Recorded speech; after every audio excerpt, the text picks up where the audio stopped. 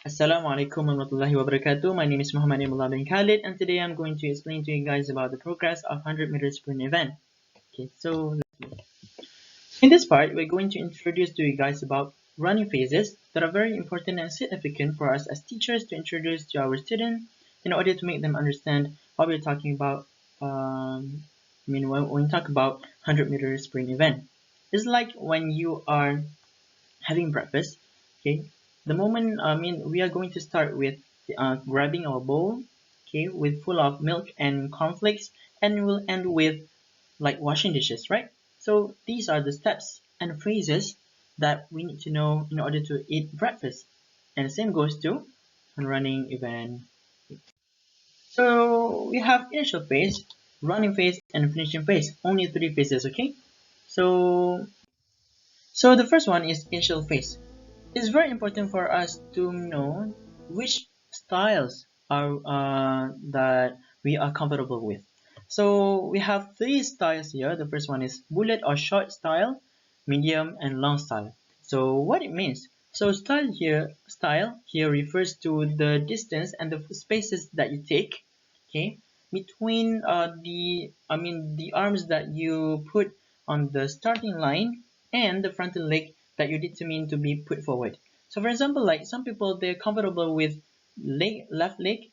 Okay, so the left leg, the distance and spaces that you take between the left leg and the arms are considered as style. So we have long, medium, and bullet or short.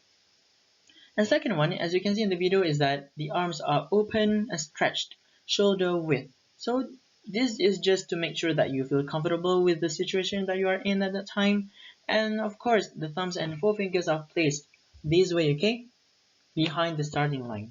And the head and neck are raised, which is part of the torso, and the forward looking eyes with full focus. So this is also important so that you are not distracted by other people because you have already put your full focus and concentration to the finishing line. Okay, next.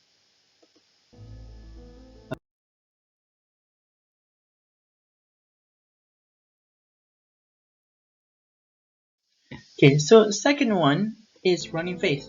So this is quite different from the first one because as you can see in the video, the runner is trying to lift his hips up high and the body is lifted forward, right? So this happens when the sound of the pistol is shot and the forward movement is started. And as you can see that the runner is trying to swing the hands and legs vigorously, right? Okay, and this happens at the angle of 90 degrees. So when we talk about sprinting, right? Sprinting involves acceleration. And as you can see, that when you accelerate right here between the 30 and 60 meters, it's very important for you to ensure that the legs that is being put forward, okay, when put forward, is straightened down. Why? Because when in this moment, when you accelerate, you are giving yourself to maximum. You are using the energy in your body to the maximum capacity, and we don't want it to be left behind and like yeah, I guess you understand. I guess you understand what I mean. You are giving yourself to the point that, oh, I am giving myself like I'm all out at this time. So when you straighten your body, when you straighten your leg, that indicates that you are using your energy to the maximum. Okay, so you can see that. Okay, so next, last one.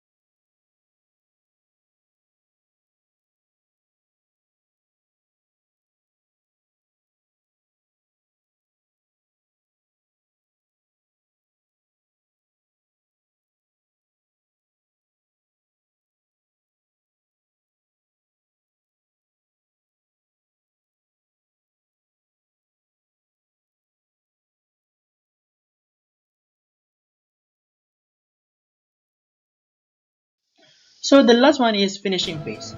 In this phase, it's very important for us to bear in mind that we're not running only 400 meters, but we are running more than that. Why? This is because logically, if when talking about sprinting, is a very stressful and exhausting event, right? Yeah, because you're sprinting and you are like using like 100% of your energy and so on. So when you have the mind setting of, oh, I am sprinting, and if I see the finishing line, I want to stop. I want to stop. I want to drink something. I want to eat something. It's very exhausting, right? So this will make you this will slow down the pace, and maybe you're not going to be the first runner up, because everybody is cutting you at the time, and even you will be left behind. I'm sorry, you will be left behind. Okay, and that's why we need to bear in mind that, okay, I'm not running for 100 meters.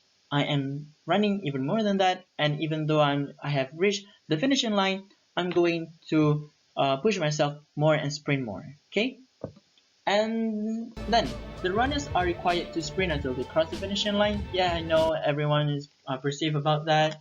And the last one is the useful tips that we like to show and that we like to give you guys, is that try to bring the chest forward.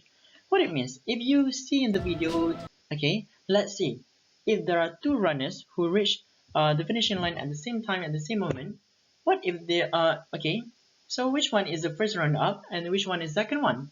Of course, we're going to look back at the photos, okay, taken by the photographers at the tracks, okay.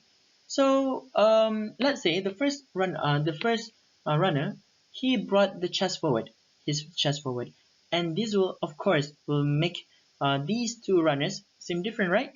And this will consider the first runner as the first run up, and while the second one is the second run up. So this is the tips, the useful tips to make sure that you are going to be the first, even though there's somebody, okay, who reached at the same level, the same finishing line, the same moment as you. Okay, so I guess that's all from me. Assalamualaikum. Thank you.